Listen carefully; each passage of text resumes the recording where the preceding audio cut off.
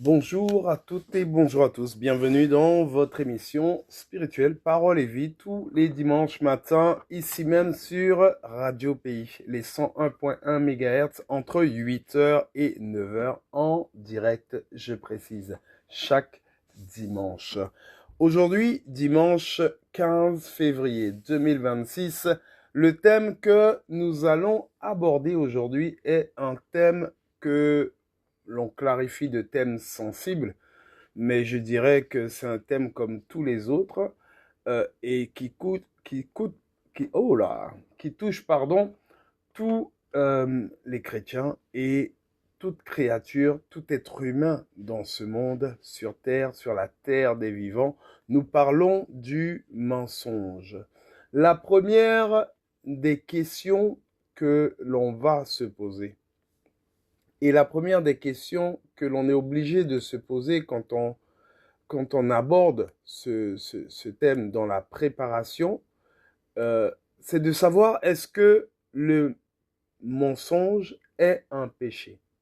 C'est la première question. On est obligé de se poser la question de manière à avancer étape par étape, de manière à avancer en écartant toute hypothèse qui laisserait planer un doute.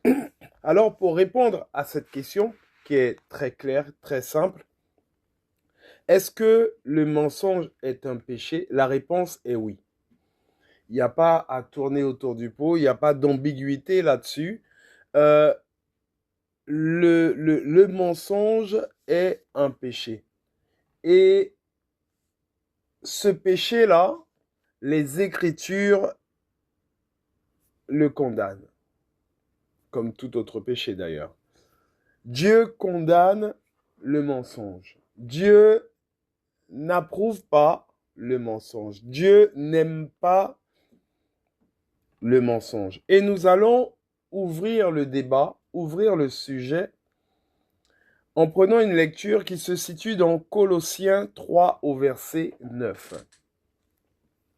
Colossiens 3 au verset 9. Que nous dit les Écritures? Colossiens 3 au verset 9 nous dit « Ne mentez pas les uns aux autres, vous étant dépouillés du vieil homme et de ses œuvres. » Ne mentez pas les uns aux autres. Voilà ce que nous dit les Écritures de la Bible. Donc, cela pour appuyer le fait que je dise que, premièrement, le mensonge est un péché. Et derrière cela, pour appuyer que Dieu n'aime pas le mensonge. Nous allons prendre une autre lecture. Celle-ci se situe dans Éphésiens. Toujours dans la même déclaration du péché, toujours dans la même approbation que Dieu n'aime pas le mensonge, puisque Dieu n'aime pas le péché. Prenons Éphésiens 4 au verset 25. Éphésiens 4 au verset 25, la parole dit, l'Écriture nous dit, « C'est pourquoi renoncez au mensonge et que chacun de vous parle selon la vérité à son prochain.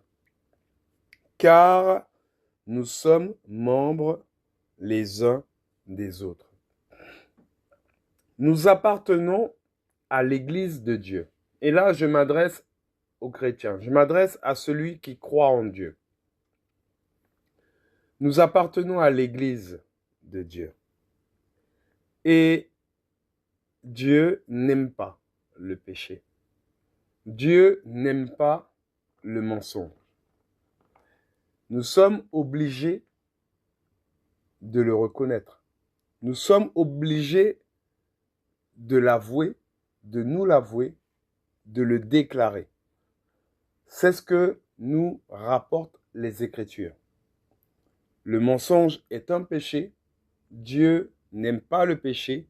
Dieu n'approuve pas le péché. D'où vient le péché? Voici la seconde question qui nous permet d'entrer au fur et à mesure plus en profondeur dans le thème que nous abordons aujourd'hui, le thème du mensonge. D'où vient le mensonge? D'où vient ce péché? Et pour répondre à cette question, nous partons dans la Genèse. Genèse 3 au verset 4. Genèse 3 au verset 4. Le premier péché inscrit dans les Écritures, dans la Bible, se situe dans Genèse 3 au verset 4. Et l'Écriture nous dit, « Alors le serpent dit à la femme, « Vous ne mourrez point. » Voici d'où vient ce premier péché. Et à partir de là, par les œuvres d'Adam et de Ève, en ce temps-là, le péché va entrer dans l'humanité. À partir de là, le péché va s'installer dans l'humanité. Et quand le serpent, pour convaincre Ève, pour convaincre Adam, a dit « Vous ne mourrez point », lui savait très bien ce qu'allait se passer. Mais il a réussi à tromper Ève. Il a réussi, par la même occasion, à tromper Adam et réussir son œuvre, sa mission, la mission du diable, qui était de mettre une distance entre Dieu et l'homme, de faire entrer le péché dans l'humanité. Voilà pourquoi Dieu demande aujourd'hui. Voilà pourquoi Dieu nous demande de nous repentir. Voilà pourquoi Dieu nous demande de nous confesser, de se confesser auprès de lui.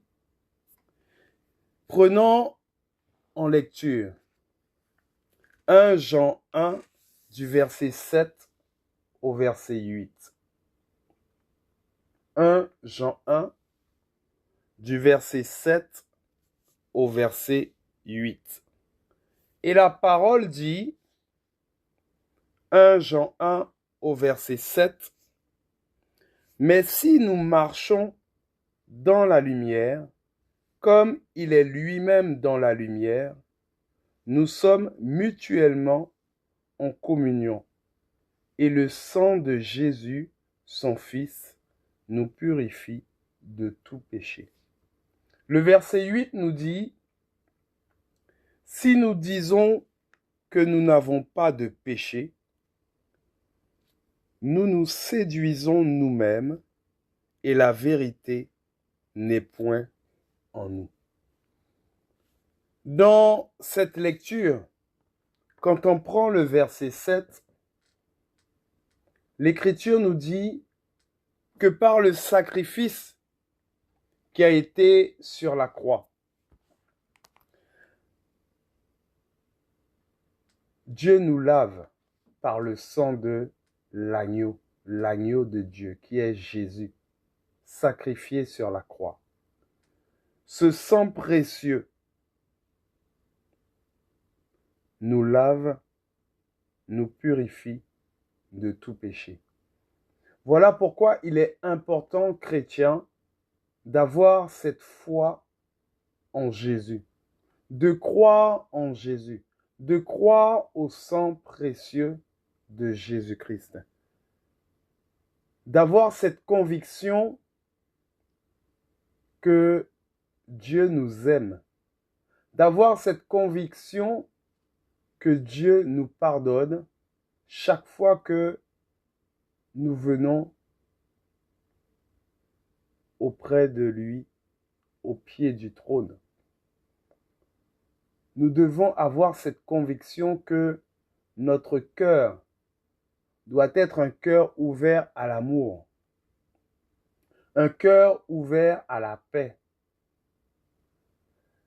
un cœur tourné vers les autres, vers la repentance, vers l'humilité, vers la confession.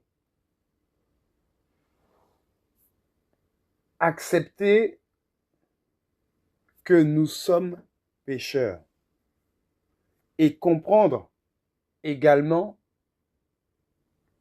que Dieu nous pardonne, mais que Dieu n'aime pas le péché. Dieu nous purifie, mais Dieu n'aime pas le péché. Dieu, par le sacrifice qui a été sur la croix, a mis cet acte afin que là où, dans la Genèse, Satan a mis une distance par le péché entre nous et Dieu, par amour pour chacun de nous, Dieu a établi cet acte de foi, d'amour, ce sacrifice sur la croix où le sang de Jésus a coulé pour renouer une alliance entre lui et l'homme. Et le verset 8 touche. Et là, j'ai envie de parler des chrétiens et uniquement des chrétiens. Le verset 8 dit, « Si nous disons que nous n'avons pas de péché, nous nous séduisons nous-mêmes et la vérité n'est point en nous. » Pourquoi je dis que je m'adresse tout particulièrement à travers ce verset aux chrétiens? Parce que beaucoup d'entre nous, nous avons tendance à croire que nous sommes au-dessus des autres. Nous avons tendance à croire que nos péchés sont vus différemment. Nous avons tendance à croire que parce que nous croyons en Dieu, nous sommes favorisés, nous avons une meilleure visibilité que celui qui ne croit pas en Dieu. Mais c'est l'orgueil qui nous fait réagir ainsi. C'est l'orgueil qui nous fait parler ainsi. Et l'orgueil est un péché. Et à travers cet orgueil, nous sommes en train de nous mentir à nous-mêmes. Et le mensonge est un péché. Dieu n'aime pas le mensonge. Même quand il s'agit de toi-même, Dieu n'aime pas le mensonge.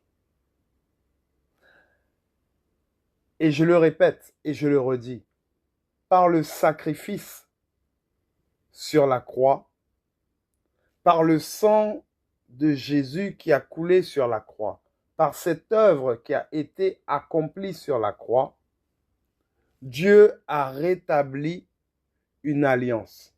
Dieu a rétabli un contact afin que, quelle que soit notre situation aujourd'hui, quel que soit le péché que nous commettons aujourd'hui, quelle que soit la façon dont on nous traite, croyants ou non croyants, Primo, nous sommes tous pécheurs. Les Écritures nous le disent. Mais nous avons cette possibilité de détourner l'œuvre du diable qui veut nous faire croire que parce que nous avons péché, parce que nous sommes pécheurs, que Dieu ne nous aime plus, que Dieu ne nous aime pas. Dieu rétablit la vérité. Par l'œuvre qui a été accomplie sur la croix, Dieu rétablit la vérité, sa vérité, la véritable vérité. Qu'entre lui et nous, entre nous et lui, il y a cette alliance d'amour. Et l'œuvre qui a été accomplie sur la croix nous permet de toujours pouvoir, à tout instant, à tout moment, nous tourner vers Dieu afin de nous repentir, afin de nous confesser. Et j'insiste malgré tout, malgré ce que je dis, j'insiste en disant, Dieu n'aime pas le mensonge. Dieu n'aime pas le péché. Mais Dieu nous donne l'opportunité à chaque fois de nous rapprocher de lui. Autant de fois que nécessaire, autant de fois qu'il le faudra. Mais Dieu n'aime pas le péché. Mais Dieu nous pardonne. Et Dieu nous pardonnera encore et encore. Prenons Jean 8 au verset 7. Jean 8 au verset 7. L'Écriture nous dit, comme il continuait à l'interroger, il se releva et leur dit,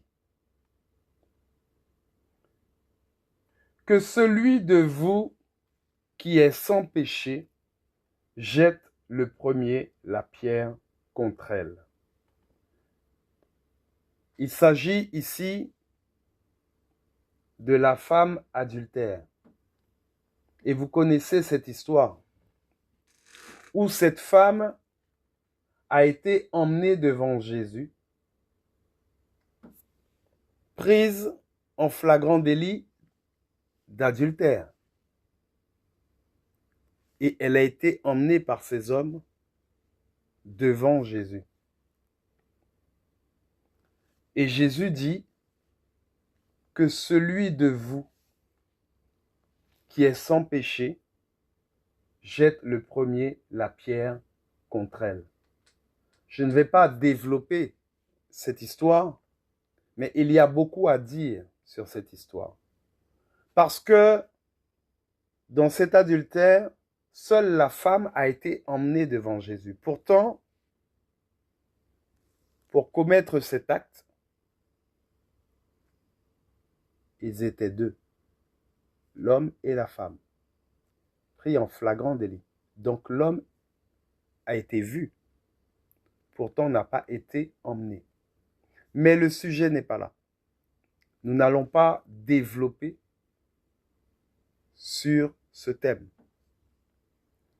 Ce que je veux dire à travers cette lecture, c'est que quand nous nous permettons de juger, quand nous nous permettons de critiquer,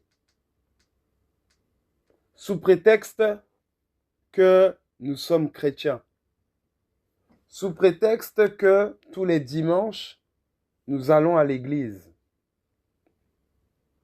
sous prétexte que nous lisons les Écritures. Dieu nous dit, vous qui critiquez, vous qui jugez, vous qui êtes dans les églises à constamment rabaisser les autres, quel que soit votre rang dans l'Église, du plus haut responsable au plus petit. Vous qui bombez le torse avec fierté en parlant de Dieu le Créateur, vous êtes déjà dans l'orgueil. Donc vous êtes déjà dans le péché, rien qu'à votre comportement et votre attitude. Et au-delà de ça, vous pensez que vos péchés sont plus petits que les autres. Donc vous jugez, vous critiquez. Dieu dit que celui de vous qui est sans péché jette le premier la pierre contre l'autre, contre autrui. Et à travers la pierre, voyez les pensées, voyez les paroles, voyez les mots, voyez les jugements, voyez les critiques. Que celui de vous qui est sans péché se permette de critiquer. Que celui de vous qui est sans péché se permette de juger. Allez-y. Dieu vous attend.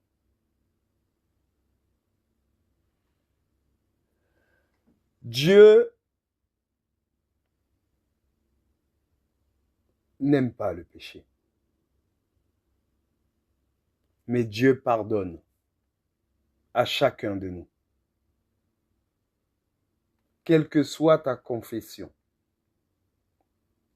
quelles que soient tes croyances, si ton regard est tourné vers Christ,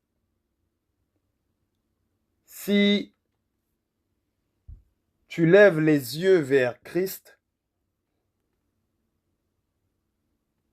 Dieu pardonne autant de fois que tu viendras ou reviendras vers lui. L'esprit de culpabilité qui te tient à l'écart, le regard des autres qui veulent te donner la honte et te tiennent à l'écart de Dieu. Dieu te dit, en cet instant, viens vers moi, autant de fois que nécessaire.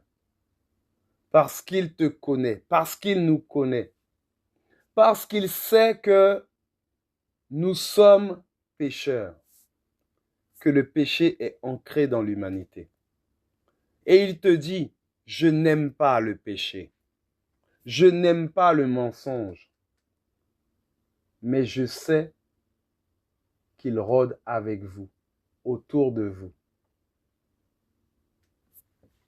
depuis la Genèse. Et la solution que j'ai trouvée, qu'il a trouvée, Dieu qui parle, c'est pas moi.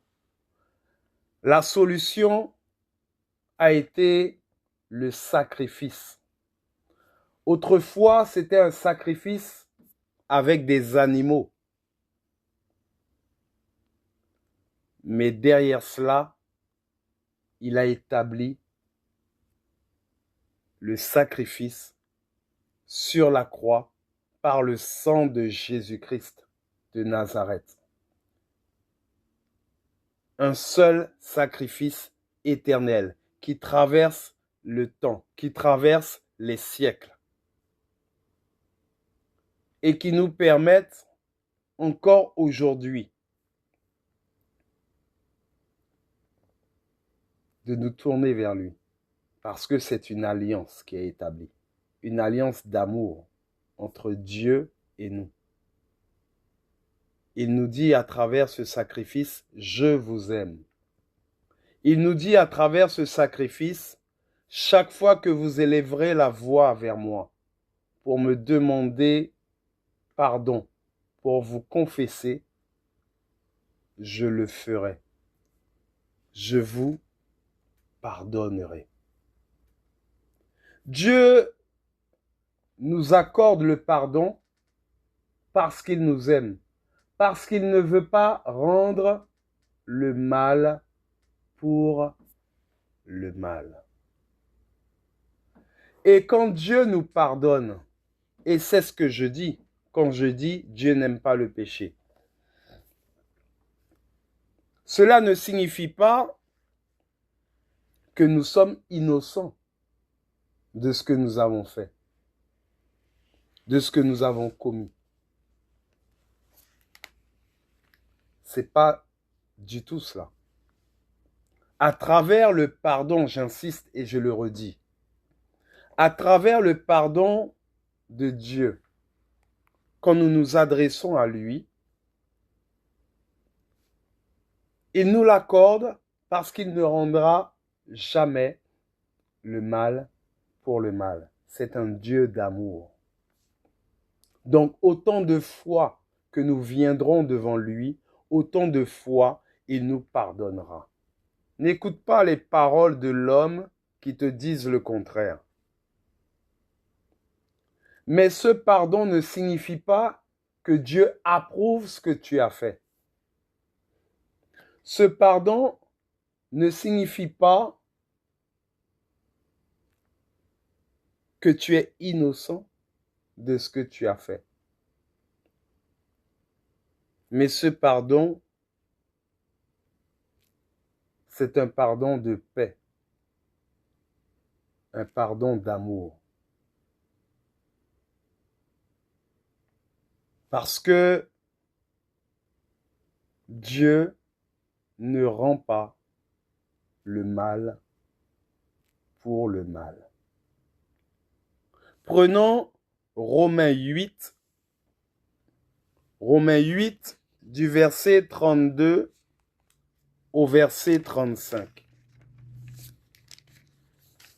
Romains 8 du verset 32 au verset 35. Les Écritures nous disent, Romains 8, verset 32, « Lui qui n'a point épargné son propre Fils, mais qui l'a livré pour nous tous, comment ne vous donnera-t-il pas aussi toutes choses avec lui? Qui accusera les élus de Dieu? C'est Dieu qui justifie. Qui les condamnera? Christ est mort, bien plus, il est ressuscité. Il est à la droite de Dieu et il intercède pour nous. Le verset 35 nous dit, « Qui nous séparera de l'amour de Christ? Sera-ce la tribulation ou l'angoisse ou la persécution ou la faim ou la nudité ou le péril ou l'épée? Rien. » Chrétien, toi qui crois, toi qui as la foi, à travers cette écriture, à travers ces écritures, à travers cette lecture, tu dois comprendre que rien, ni le jugement des hommes, ni le jugement des femmes qui t'entourent, des hommes qui t'entourent, ni les mauvaises paroles. L'Écriture dit même, ni la nudité ne peut, ne pourra te séparer de l'amour de Dieu si toi tu le décides. Le sacrifice qui a été sur la croix, où Christ est mort, et l'Écriture nous dit, plus encore, il est ressuscité. Donc, il a autorité sur la mort. Rien ne te séparera de l'amour de Dieu. Aucun mauvais regard ne peut te séparer de l'amour de Dieu. Aucune parole pour te rendre coupable ne peut te séparer de l'amour de Dieu. Dieu n'aime pas le péché. Dieu n'approuve pas le mensonge. Dieu n'aime pas le mensonge. Mais Dieu te pardonnera, Dieu me pardonne, Dieu nous pardonne quand nous avons le regard sincère, le cœur sincère qui se tourne vers lui. Je ne dis pas cela pour que l'on se dise, eh bien, allons-y, péchons, eh bien, allons-y dans le péché. Mais ce que je dis, c'est que autant de fois que tu chuteras, l'Écriture est claire, d'un cœur sincère, tu te tournes vers Christ. Dieu te pardonnera. Cela ne veut pas et cela ne signifie pas qu'il approuve. Mais il ne te rendra pas le mal pour le mal. Contrairement à ce que je peux entendre. Où on dit, ou j'entends, Dieu te condamnera. Dieu ne rendra pas le mal pour le mal parce que l'œuvre qui a été accomplie sur la croix est une œuvre d'amour, est une clé pour le chrétien, afin que l'alliance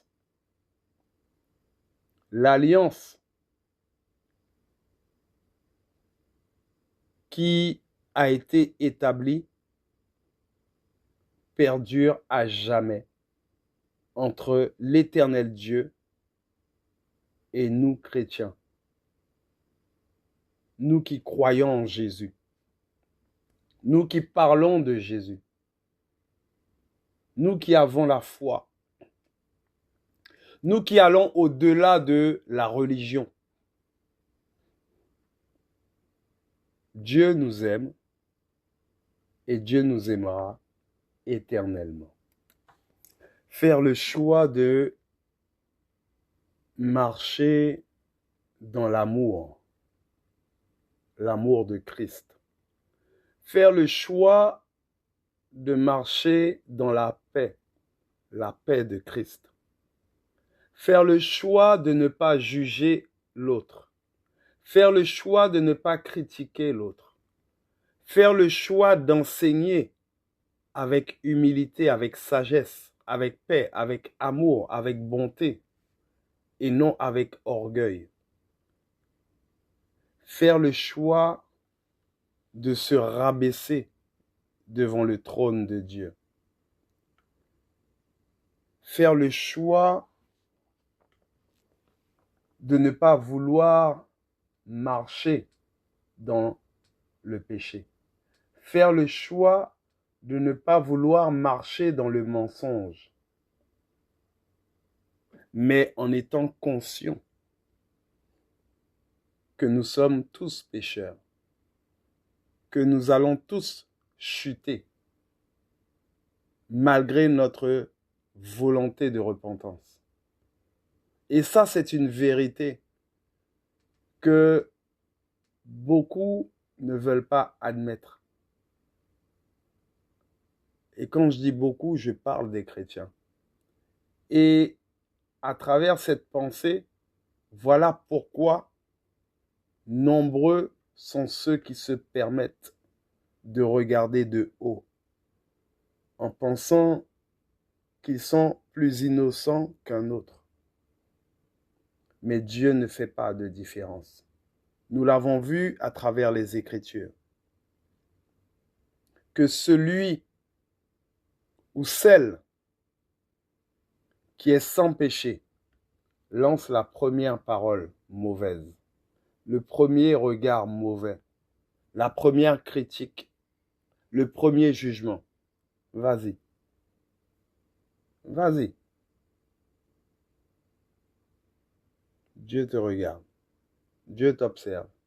De la même manière que tu dis à l'autre que Dieu te regarde, c'est de la même manière qu'il te regarde. Dieu n'aime pas le péché, mais Dieu pardonne. Dieu n'aime pas le péché, mais Dieu ne rend pas le mal pour le mal. Dieu est amour, Dieu est paix, Dieu est bonté. Dieu n'aime pas celui qui se ment à lui-même. Dieu n'aime pas celui ou celle qui marche avec la culpabilité. Dieu aime celui qui a la conviction. Parce que l'Écriture dit elle-même que tout ce que tu fais sans conviction est péché. C'est pas moi qui le dis, ce sont les Écritures.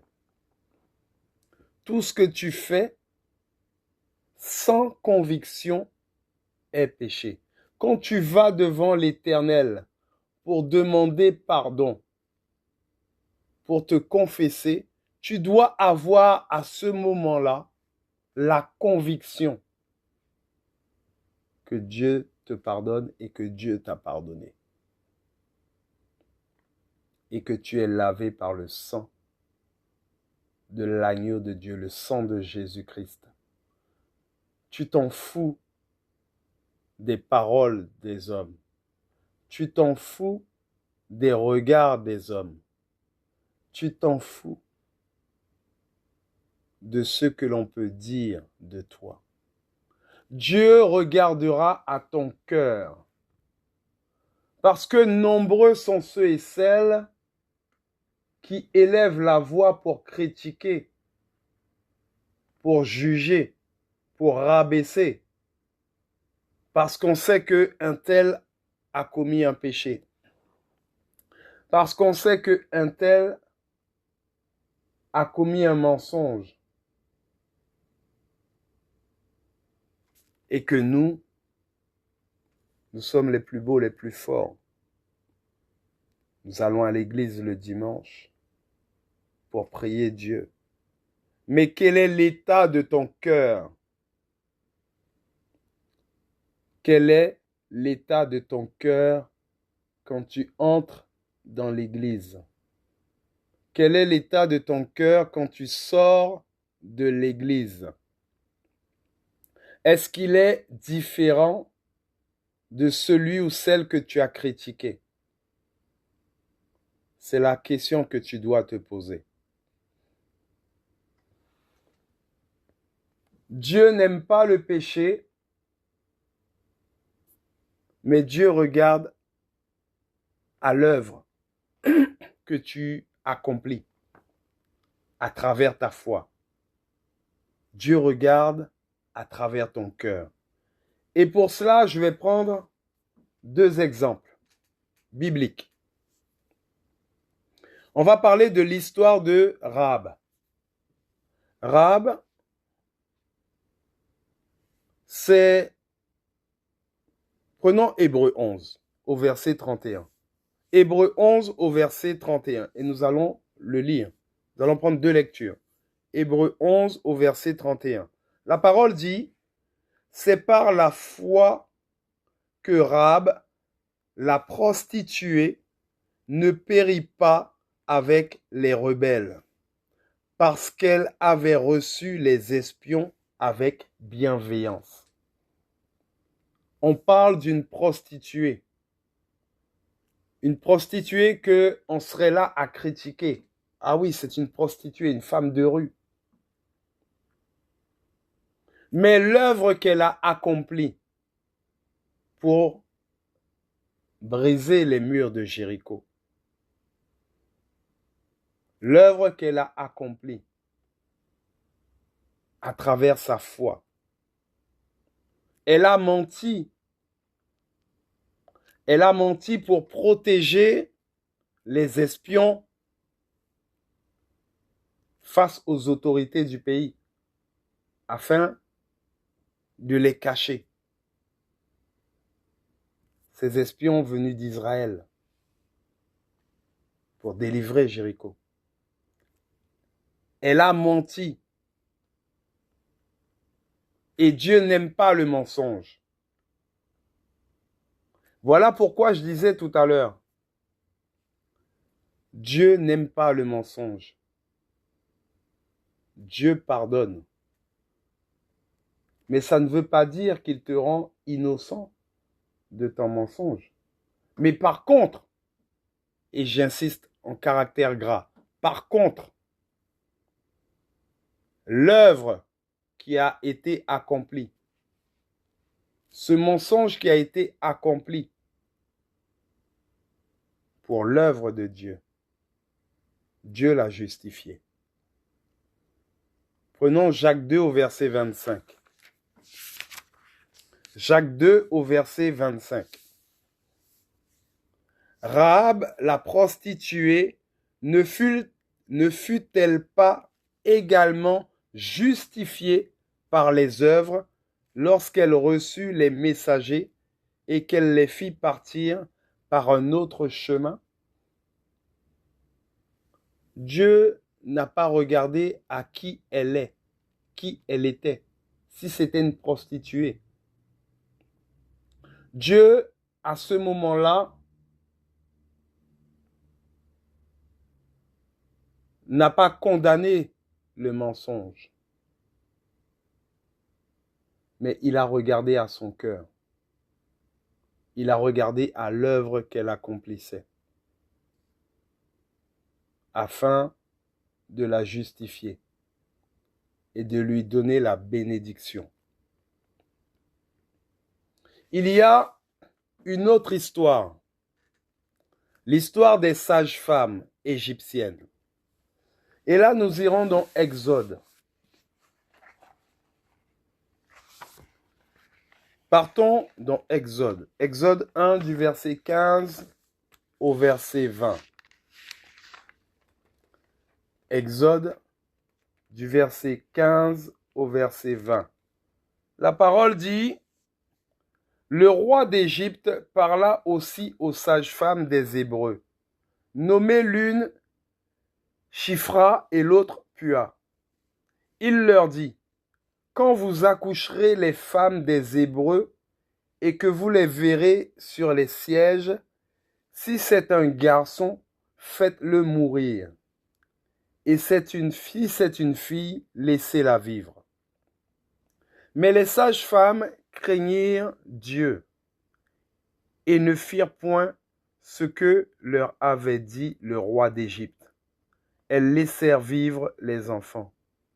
Le roi d'Égypte appela les sages-femmes et leur dit: pourquoi avez-vous agi ainsi et avez-vous laissé vivre les enfants?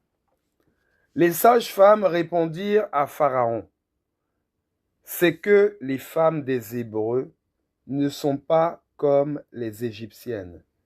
Elles sont vigoureuses et elles accouchent avant l'arrivée de la sage-femme. Dieu fit du bien aux sages-femmes, et le peuple multiplia et devint très nombreux.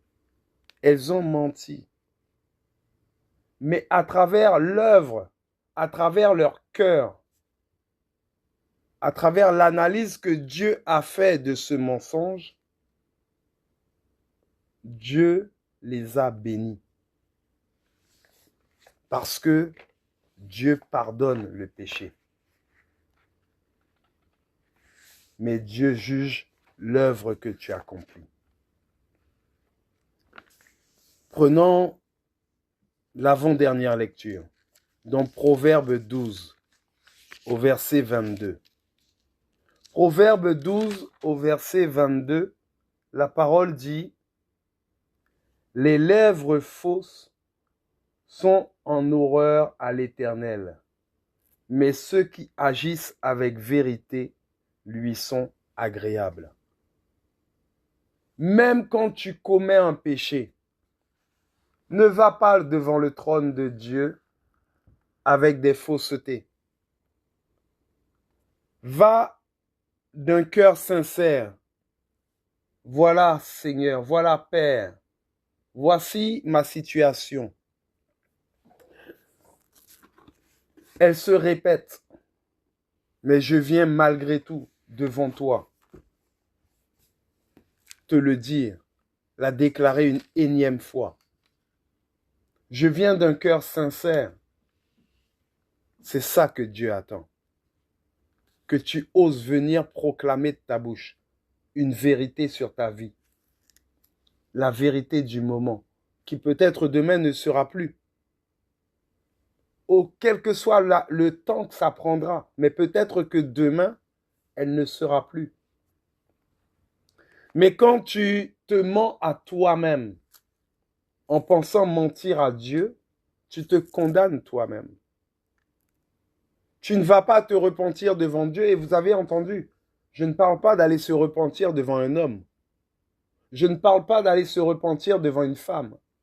Je parle de se repentir devant Dieu en face to face, dans ta chambre haute, t'isoler, te confesser avec conviction. N'oublie pas, tout ce que tu fais doit être fait avec conviction, sinon c'est péché.